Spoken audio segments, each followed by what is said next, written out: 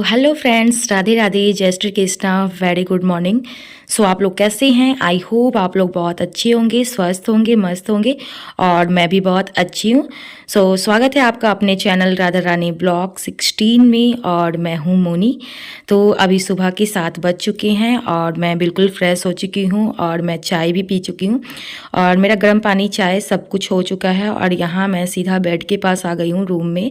सबसे पहले मेरा काम यही होता है सुबह में कि मैं सबसे पहले बेड को सही से कर दूं।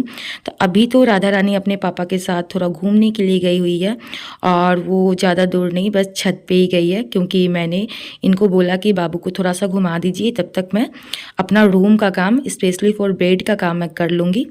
और आज का मौसम भी बहुत ज़्यादा ठंडा है, तो समझिए तो अभी लास्ट सर्दी चल रही है, जनवरी चल रहा है और बसंत पंचमी यानी कि फरवरी में फरवरी बसंत पंचमी तक ही तो मेरे ख्याल से ठंडा रहता है और बहुत तो बहुत होली तक ठंडी रहती है।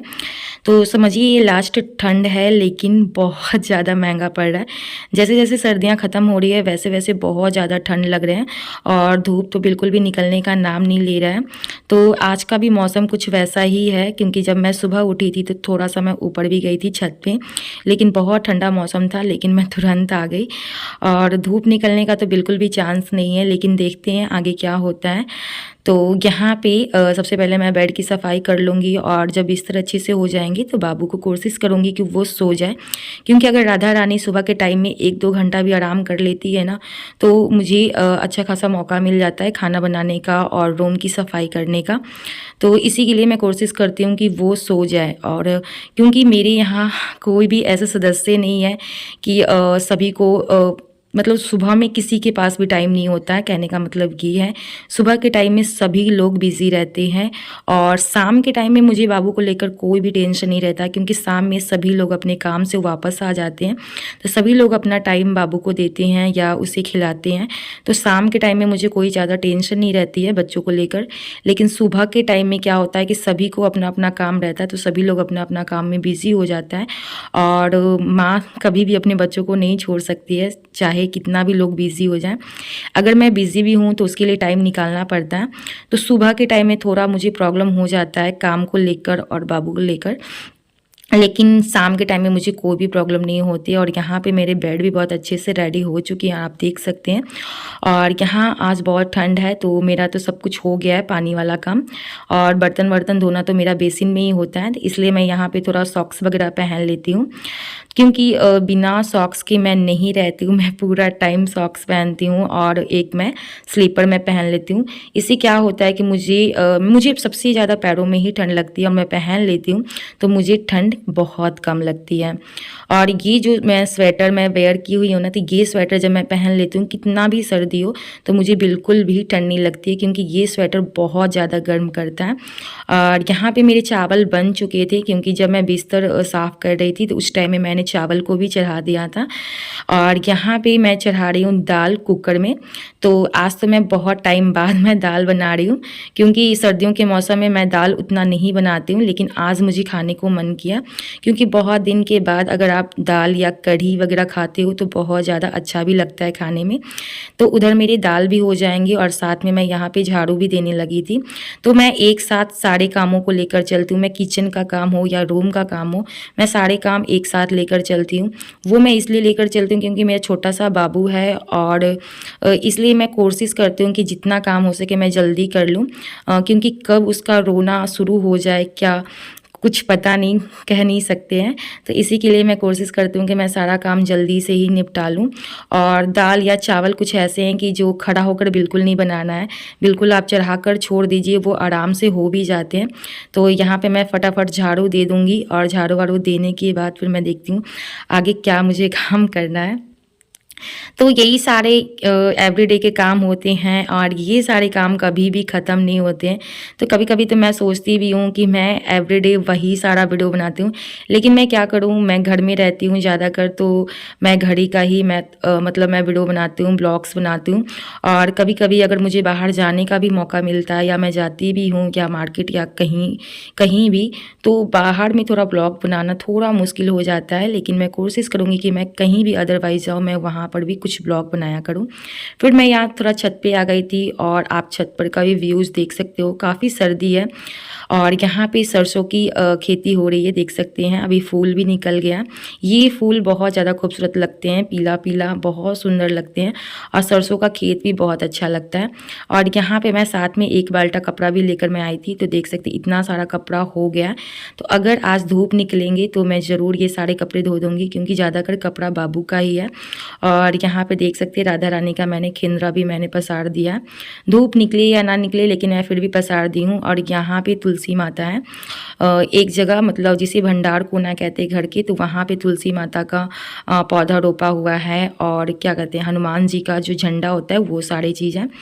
फिर ये जो आप बेड शीट देख रहे हो ना, ये है ये तो मैंने काफ़ी टाइम पहले ही मैंने चेंज किया था, मकर संक्रांति के टाइम में, लेकिन मैंने इधर जाकर मैंने बेडशीट को मैंने धोया था तो वो बेडशीट भी सूख गए थे। तो इसे मैं अच्छे से फोल्ड करके मैं इसे रख दूँगी और इसे सूखने में ज़्यादा टाइम नहीं लगता है। अगर मैं टंगना पे डाल देती हूँ तो हवा से भी सारे कपड़े अच्छे से सूख जाते हैं, लेकिन जो कपड़े धूप में सूखते हैं उसकी बात ही अलग होती हैं और जो कपड़े हवा से सूखते हैं तो उन कपड़ों में थोड़ा बहुत महक आ जाता है और नमी रह ही जाती है।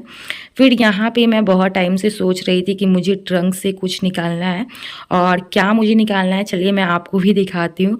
और ट्रंक के ऊपर इतना सारा सामान रखा हुआ है कि मुझे कभी कभी थोड़ा आलस हो जाता है कि मैं कभी कभी टाल भी देती हूँ कि चलो मैं कल निकाल लूँगी, लेकिन फाइनली मैं आज ज़रूर निकाल लूँगी। और वो क्या निकालना है मैं आपको अभी तुरंत दिखाऊंगी। तो ये चीज़ मैं बहुत टाइम से सोच रही थी और मेरे पास थे भी, लेकिन टूट गया था, तो इसी के लिए मैं फिर से नया निकाल रही हूँ।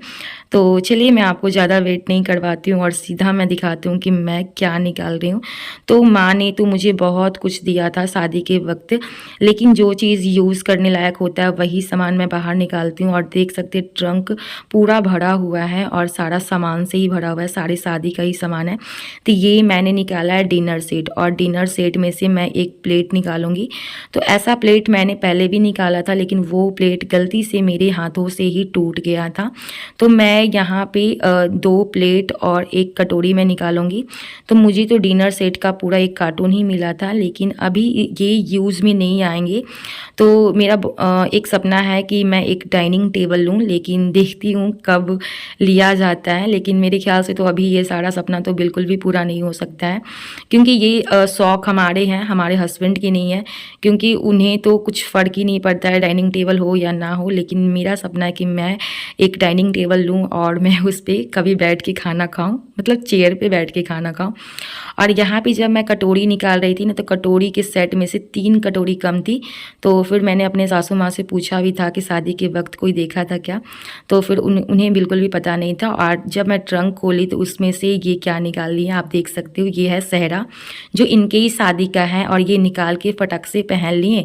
और एक जो सहवाला का होता है वो अपनी बेटी को पहना दिए। और ये 2 आप देख सकते हैं नमूना, जो बिल्कुल रेडी हो चुके हैं बारात जाने के लिए। तो ऐसे ही होता है जब आप ट्रंक खोलते हो। तो अगर आपकी जब मैं ट्रंक खोली थी तो उस टाइम में हस्बैंड नहीं थे, वो बाहर गए हुए थे, राधा रानी भी बाहर गई हुई थी। और ये 3 सेट मैंने बर्तन का निकाला है जो डेली यूज़ के लिए। और यहाँ पे राधा रानी बर्तन के साथ खेलने भी लगी थी। और फिर मैं यहाँ रूम में किचन में आ गई थी, क्योंकि मुझे दाल में छौंक भी लगाना है। तो मैं किचन में नहावा ली हूँ और उसके बाद लाइट भी कट गए थे, तो फिर मैं नहावा ली और नहाने वाने के बाद मैं किचन में आ गई हूँ, क्योंकि मुझे दाल को छौंक लगाना है। क्योंकि मेरे हस्बैंड काफ़ी देर से खाना मांग रहे हैं, लेकिन मैं खाना उनको नहीं दे रही थी क्योंकि मैं नहाने के चक्कर में थी। और यहाँ पर लाइट भी कट गए हैं, लेकिन मेरे किचन में लाइट जल रहे हैं, क्योंकि मैंने अपने किचन में बैटरी वाला जो बॉल आता है, चार्जिंग वाला बॉल, मैंने एक लाइट मैंने वही लगाया हुआ है। तो ऐसे तो हमारे किचन में 2 लाइट हैं और 1 लाइट चार्जिंग वाला है। अगर लाइट कट भी जाता है तो हमारे किचन में लाइट जलते हैं, और ये आराम से 5-6 घंटा आराम से स्टे कर जाते हैं। तो बहुत अच्छा होता है अगर आप उसका ज़्यादा मिसयूज़ नहीं करते हो। तो यही रही हमारी आज की लंच थाली, चावल, दाल, सोयाबीन की सब्जी और अमरूद की चटनी।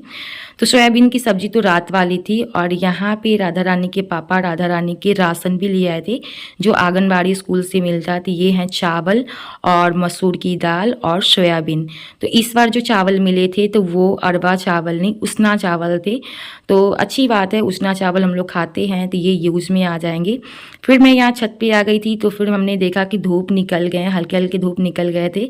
तो फिर मैं जल्दी से कपड़ा धोने के लिए बैठ गई क्योंकि अगर मैं कपड़ा धो दूँगी तो ये धीरे धीरे टंगना पे सूख ही जाएगा।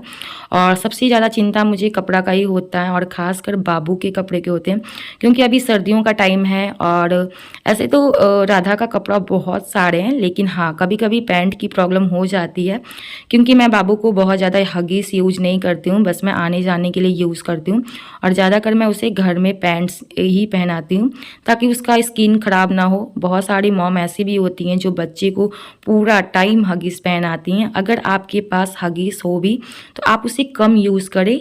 और यहाँ पे राधा रानी के पापा एक कद्दू भी तोड़ने लगे थे जो छत पे फड़ा हुआ था। तो बहुत सारे कद्दू थे लेकिन हमने एक ही तोड़ा था क्योंकि एक ही कद्दू खाना बहुत ही बड़ी बात है।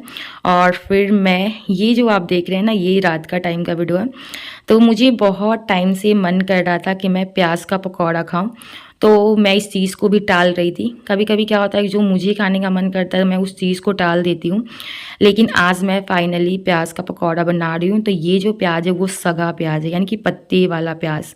और उसमें मैंने चावल का आटा मिक्स किया है और गेहूं का आटा मैंने मिक्स कर दिया है। और थोड़े बहुत मैं बेसिक मसाला डाल रही हूँ जैसे कि हल्दी, मिर्चा पाउडर, गोलकी जीरा का पाउडर और मैं नमक डाल दूँगी। तो ये सारे मसाले मैं डाल के इसे अच्छे से मिक्स कर दूँगी। तो ये सर्दियों के टाइम में ही प्याज मिलता है जो पत्ता वाला प्याज होता है। तो ये तो इन्होंने खेत से कबाड़ कर लाया था और ये बिल्कुल खेत का प्याज है यानी कि नेचुरली आप कह सकते हो। तो वही प्याज है और ये सर्दियों के मौसम में बहुत अच्छे लगते हैं और ठंड के टाइम में ही ये सारे प्याज मिलते हैं। तो मैं प्याज का पकौड़ा मैं चाय के साथ खाऊंगी और मुझे सच में बहुत टाइम से मन कर रहा था। तो अभी तो मेरा खाना वाना हो गया है, मैं खाना रात का खाना मैं खा भी चुकी हूँ। और रात के खाने में मैंने खाया था चावल और जो खेसारी के साग होते हैं तो वो साग मैंने खाया था। तो एक्चुअली वो साग मैंने बनाया नहीं था, वो साग मुझे मम्मी ने दिया था यानी कि मेरी सासू माँ ने।